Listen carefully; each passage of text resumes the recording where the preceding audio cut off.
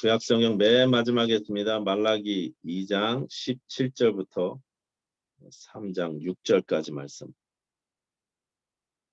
제가 읽겠습니다. 너희가 말로 여호와를 괴롭게 하고도 이르기를 우리가 어떻게 여호와를 괴롭혀 드렸나이까 하는도다. 이는 너희가 말하기를 모든 악을 행하는 자는 여호와의 눈에 좋게 보이며 그에게 기쁨이 된다 하며 또 말하기를 정의의 하나님이 어디 계시냐 함이니라. 만군의 여호와가 이르노라. 보라, 내가 내 사자를 보내리니 그가 내 앞에서 길을 준비할 것이요 또 너희가 구하는 바 주가 갑자기 그의 성전에 임하시리니 곧 너희가 사모하는 바 언약의 사자가 임하실 것이라. 그가 임하시는 날을 누가 능히 당하며 그가 나타나는 때 누가 능히 서리요. 그는 금을 연단하는 자의 불과 표백하는 자의 잿물과 같을 것이라. 그가 은을 연단하여 깨끗하게 하는 자 같이 앉아서 레위 자손을 깨끗하게 하되 은같이 그들을 연단하리니 그들이 공의로운 제물을 나 여호와께 바칠 것이라.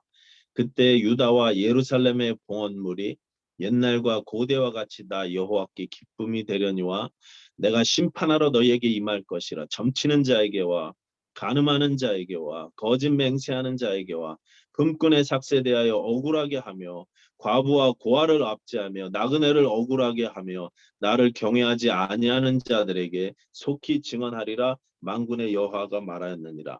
나 여호와는 변하지 아니하나니 그러므로 야곱의 자손들아 너희가 소멸되지 아니하느니라. 아멘. 다시 한번 기도하겠습니다. 아버지 하나님 감사합니다. 지난 한 주간도 주의 은혜 가운데 살다가 이렇게 예배하러 우리가 모이게 하시니 감사합니다.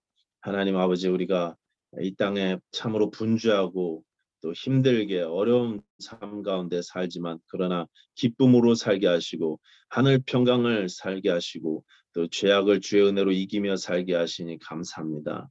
하나님, 지난 한 주간 어려움 당한 분들 많이 있습니다. 특별히 코비드로 하나님이 바이러스 때문에 목숨을 잃은 분들도 있습니다. 하나님, 그들을 불쌍히 여겨주시고 또 그 가족들을 하나님께서 위로하여 주시옵소서.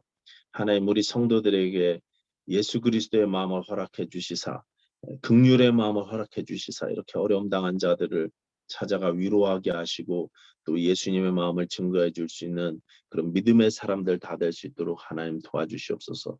하나님 아버지, 사랑하는 자들을 잃고 힘들어하며 슬픔에 잠긴 자들을 하나님께서 찾아가 위로해 주시고 하늘 평강을 베풀어 주시기를 소원합니다. 거룩하신 하나님, 이제 이 예배 자리에 주님께 드릴 헌물을 구별하여 가지고 나와 바쳤습니다. 하나님, 우리가 드린 이 예물이 하나님 나라에 쓰이게 하시고 하나님 영광을 위해 사용될 수 있도록 주님 도와주시고 인도해 주시옵소서. 이 땅에 사는 동안 이 귀한 물질 때문에 어려움 당하지 않도록 하나님 우리의 재정을 축복하시고 또 인도해 주시옵소서. 이 시간에 하나님께서 우리에게 말씀 주실 때 겸손하게 말씀 받게 하시고 주시는 말씀대로 순종할 수 있는 저희들 되게 하여 주시옵소서. 예수님 이름으로 기도하였사옵나이다. 아멘.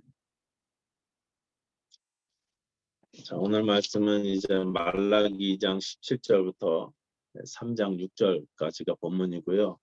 그 다음에 뒤에 3장 13절부터 18절까지도 원래 본문입니다. 같은 내용, 비슷한 내용이 나오기 때문에 3장 13절부터 18절까지도 같은 본문으로 잡았는데 너무 길어서 오늘 읽지는 않았습니다.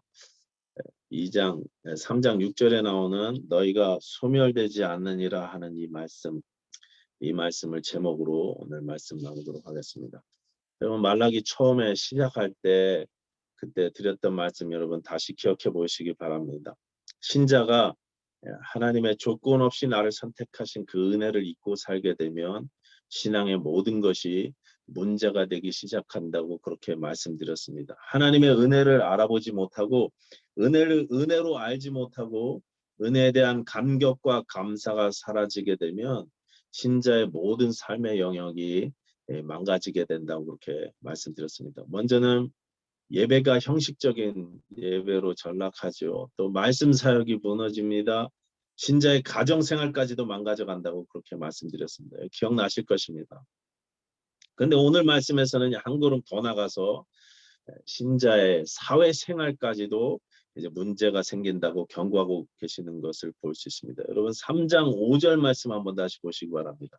구약성경 말라기 3장 5절 제가 읽겠습니다. 내가 심판하러 너희에게 임할 것이라. 점치는 자에게와 간음하는 자에게와 거짓 맹세하는 자에게와 금꾼의 삭세에 대하여 억울하게 하며 과부와 고아를 압제하며 나그네를 억울하게 하며 나를 경외하지 아니하는 자들에게 속히 증언하리라. 만군의 여호와가 말하였느니라. 자, 이런 죄악들이 지금 하나님의 백성들 안에 있다는 것입니다. 교회 공동체 안에 있다는 것입니다. 신자들 안에 있는 것입니다. 이 죄악들을 아버지께 하나님께서 심판하시겠다고 선언하고 있는 것입니다. 여러분, 신자가 왜 신자답지 못한 삶을 삽니까? 신자다운 삶을 사는 일에 우리가 왜 실패합니까? 그것은요, 우리 삶에 베푸신 하나님의 은혜를 잊었기 때문에 그런 것입니다. 신자는 어떤 경우에도 하나님의 은혜를 잊어서는 안 되는 것입니다. 은혜에 감사하고 감격해하며 사는 것이 우리 신자의 삶인 것입니다. 교회 안에서 사기치는 사람들이 있어요. 교회 다닌다고 하면서도 못된 짓 하면서 사람들에게 상처 주는 사람들이 있습니다. 그 사람들 그렇게 하는 이유가 무엇입니까? 물론 아예 신자도 아니면 신자인 척하는 사람들이 그런 일 저지르죠. 못된 짓 하고 속이고 막 사기치고 그러면서 나도 예수 믿는 사람이라고 이렇게 말하는 사람들 보면은 가짜들이 많죠.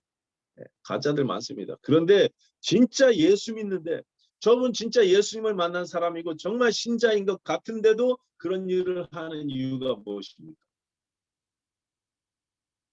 우리가 야곱의 은혜를 받았다는 사실을 잊으면 그렇게 되는 것입니다. 내게 베풀어 주신 그 은혜가 얼마나 큰지 잊으니까 내가 지금 하루하루 사는 것이 얼마나 큰 주님의 은혜인지를 잊고 사니까 우리가 신자다운 삶에서 실패하는 것입니다.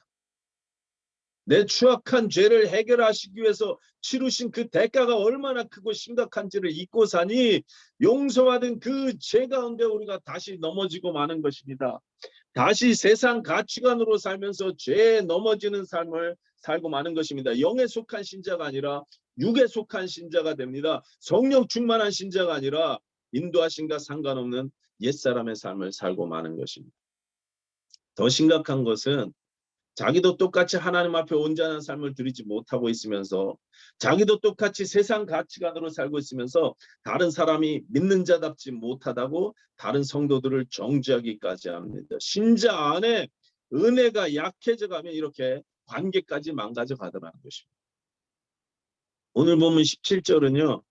그런 태도로 남을 정죄하는 자들을 향해서 그들의 비난의 말을 들을 때 하나님께서 마음이 괴롭다고까지 표현하셨어요.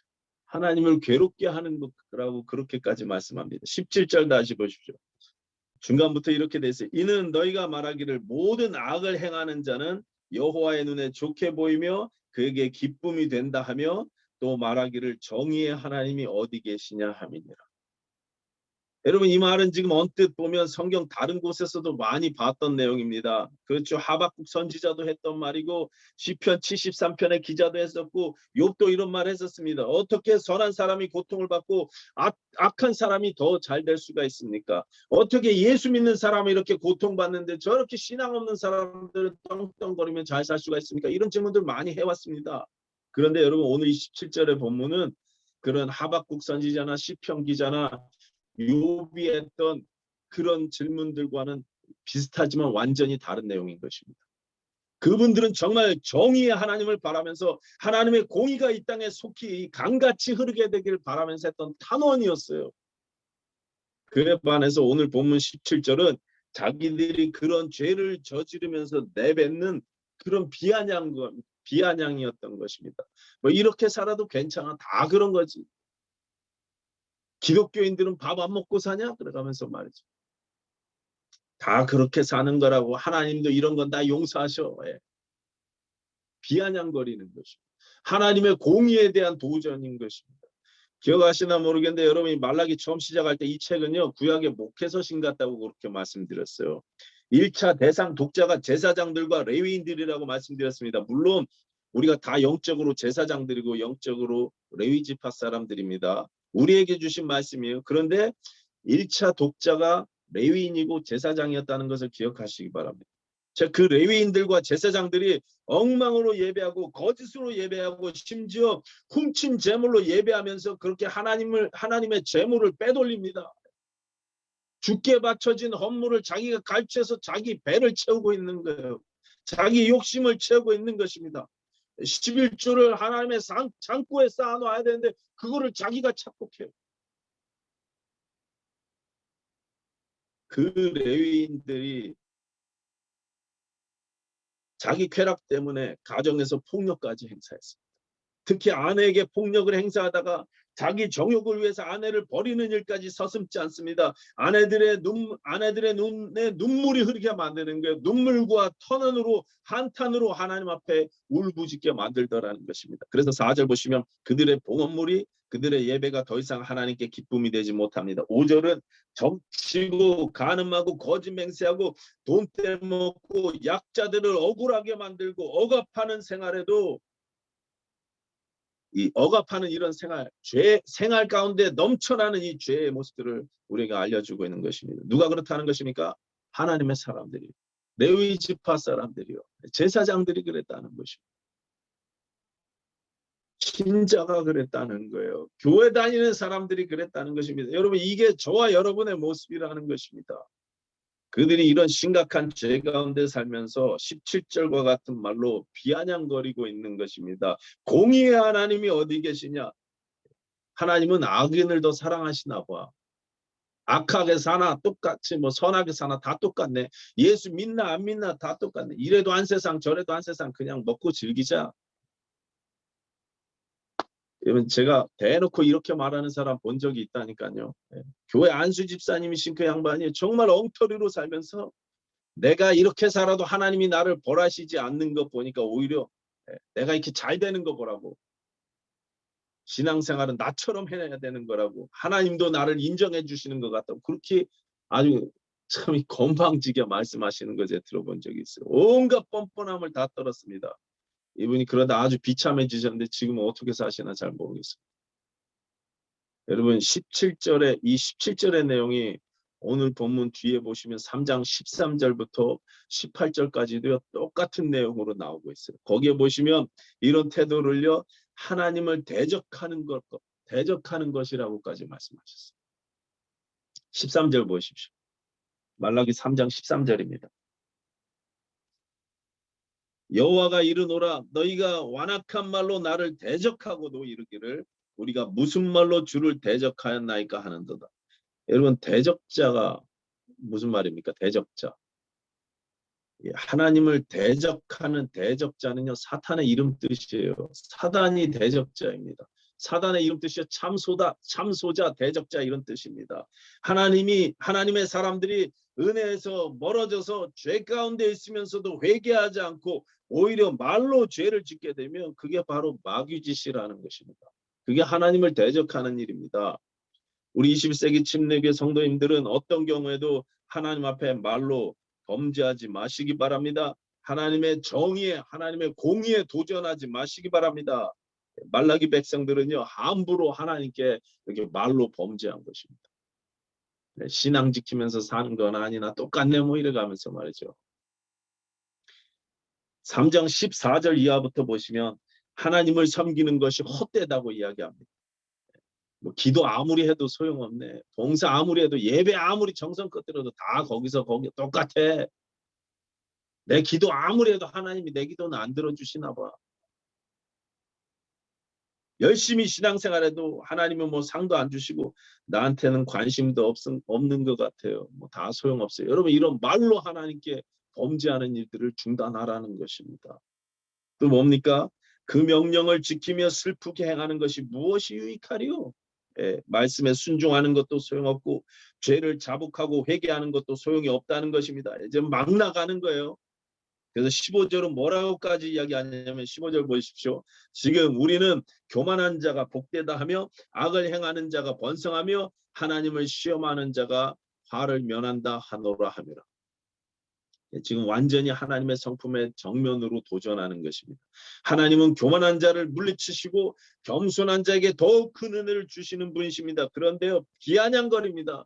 교만한 자가 복되대요. 교만한 자가. 오늘날로 치면 가만 보니까 예수 안 믿는 삶이 더 재밌고 예수 안 믿는 삶이 더 행복하고 더 복되더라는 말을 그렇게 뻔뻔스럽게 하나님 앞에서 하는 것입니다. 예수 괜히 믿었네 말이죠. 피곤하기만 하고 교회 가서 상처만 받고. 그런 이야기를 누가 하고 있냐면 16절 보십시오. 3장 16절. 그때 여호와를 경외하는 자들이 피차에 말하며. 이 16절을 정확히 읽으면 이게 과거 시제로 읽어야 됩니다. 원래 번역. 그래서 그때 여호와를 경외했던 자들이 피차에 말하며 이런 뜻입니다.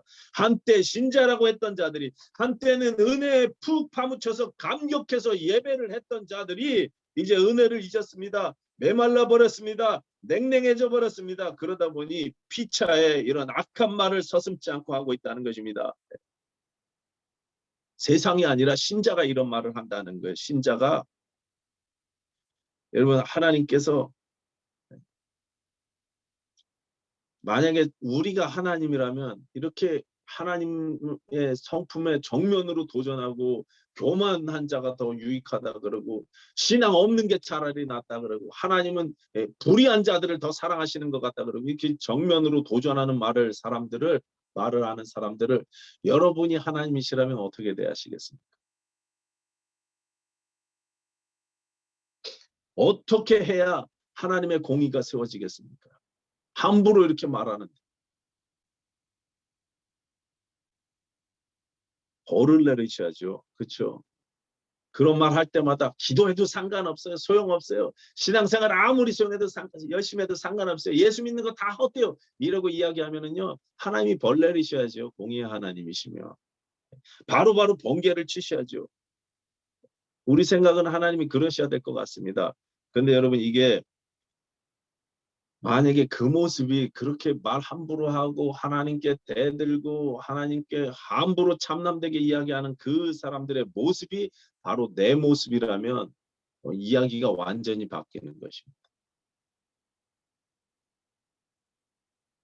저 위에 악한 말을 하는 자들의 모습이 내 모습이면 그럼 하나님께서 만약에 바로바로 우리에게 벌을 하신다면 우리가 배견할 수가 없는 거예요. 배견할 수가 없습니다. 하나님 앞에 버틸 수 있는 인생이 하나도 없는 것입니다.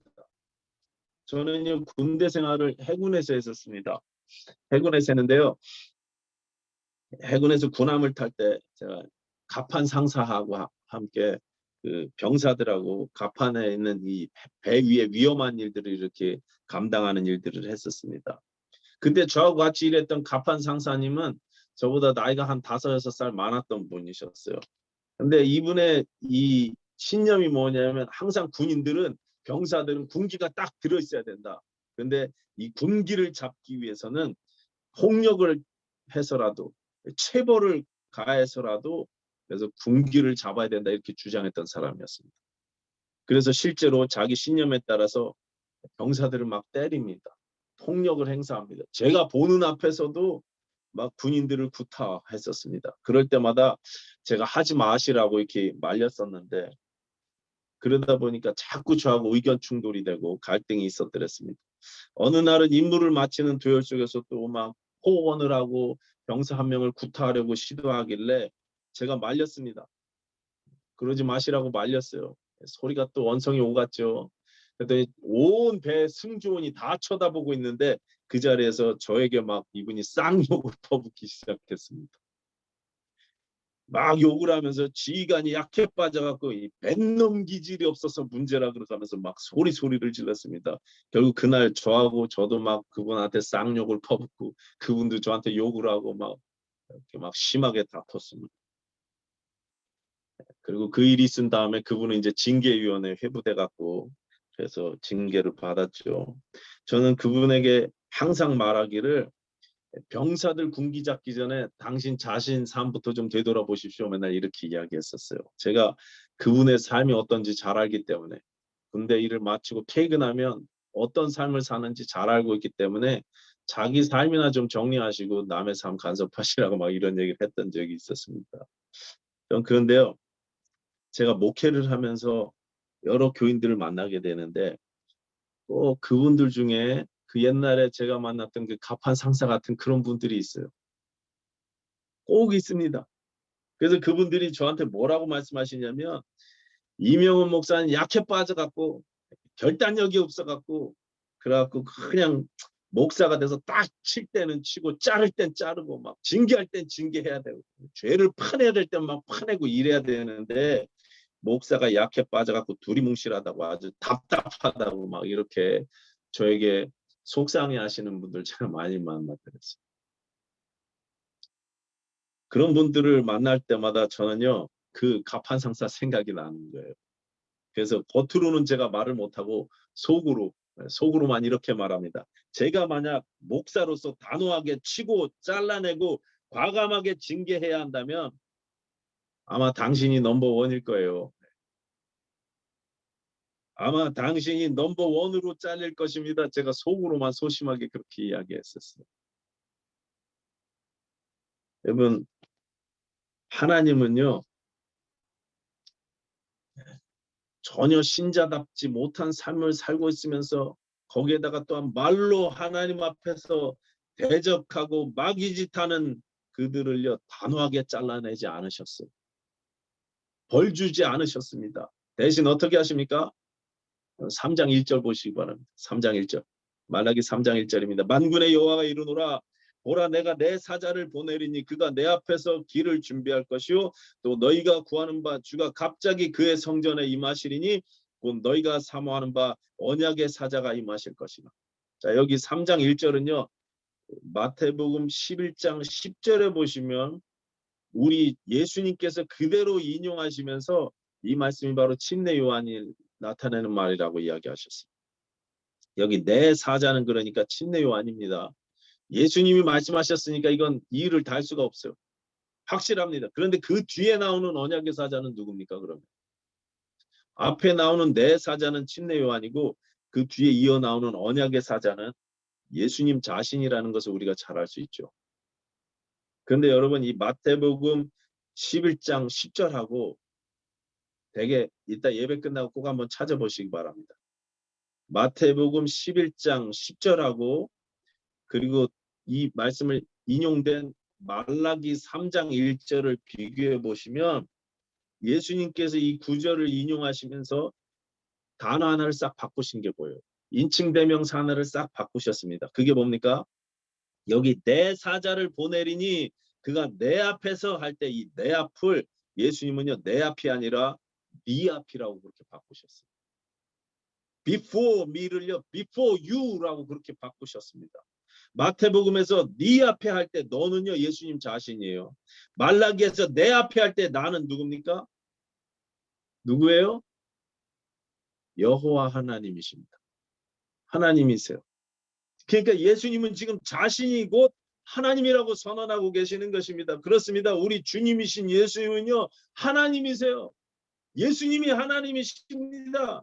하나님이신 그분이 이 땅에 언약의 사자로 나타나시는 것이 바로 죄악된 당신의 백성들을 향한 하나님의 해결책이신 것입니다. 은혜를 은혜로 알지 못하고 사는 우리들에게 17절 말처럼 이 비아냥거리고 하나님을 괴롭게 하고 있는 그 우리들에게 하나님께서 주시는 해결책 언약의 사자로 우리에게 나타나시는 것입니다.